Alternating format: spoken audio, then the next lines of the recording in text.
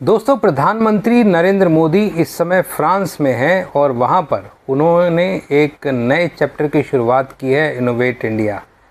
और ये जो है प्रधानमंत्री का पिछले एक साल में लगभग 10वें यूरोपियन देश का दौरा है। प्रधानमंत्री लगातार पिछले एक साल से यूरोपियन देशों में जा रहे हैं, वहाँ के प्रमुखों से मिल रहे हैं, वहाँ की जो कंपनियों के प्रमुखों के साथ हैं उनके साथ बातचीत कर रहे हैं और भारत के साथ जो भी टेक्निकल सपोर्ट से लेकर व्यापार से लेकर जो भी बातचीत हो सकती है भारतीय अर्थव्यवस्था को आगे बढ़ाने के लिए, भारतीय इनोवेशन टेक्नोलॉजी को आगे बढ़ाने के लिए वो वे कर रहे हैं। लेकिन अचानक क्या हुआ कि प्रधानमंत्री का फोकस यूरोपियन देशों की तरफ हो गया। इस बात पर गौर करना ज़रूरी है, क्योंकि भारत का जो सबसे ज़्यादा एक्सपोर्ट सरप्लस था इससे पहले वो अमेरिका को था।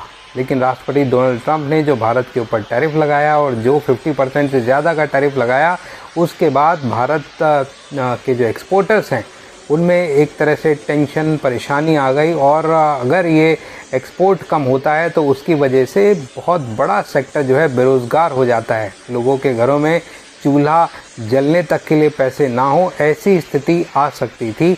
इसीलिए प्रधानमंत्री मोदी ने यूरोपियन देशों का दौरा शुरू किया और पिछले एक साल से वो लगातार किसी न किसी देश में जा रहे हैं। लगभग 8 से 10 देश वो ऑलरेडी जा चुके हैं और ये एक बड़ा अच्छा असर हुआ उनके जाने के बाद कि जो भारत का एक्सपोर्ट है इन देशों में वो लगभग 5% पिछले एक साल में बढ़ गया है। जो पिछले 5 सालों में भारत का एक्सपोर्ट 90 बिलियन से अब यहाँ पर लगभग 136 से 38 बिलियन डॉलर तक जो द्विपक्षीय व्यापार है वो बढ़ गया है और उसमें भारत का ट्रेड सरप्लस है। अमेरिका में भी बहुत सरप्लस था, अमेरिका में भी 40 बिलियन डॉलर से ज़्यादा का सरप्लस था और यही सरप्लस था जिसकी वजह से डोनाल्ड ट्रंप बार बार भारत को टैरिफ लगाने की बात करते रहे हैं। खैर, अब भारत यूरोपियन देशों के साथ काफ़ी क्लोजली वर्क कर रहा है, चाहे फ्रांस हो, साइप्रस हो, ब्रिटेन हो या और दूसरे देश हो, सबके साथ, इटली हो, उनके साथ बहुत अच्छे से काम कर रहा है। और आने वाले वक्त में भारत और यूरोपियन देश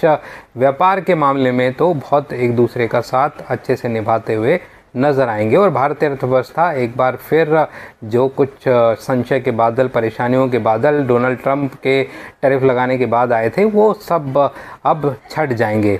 आज के लिए इतना ही। नमस्कार।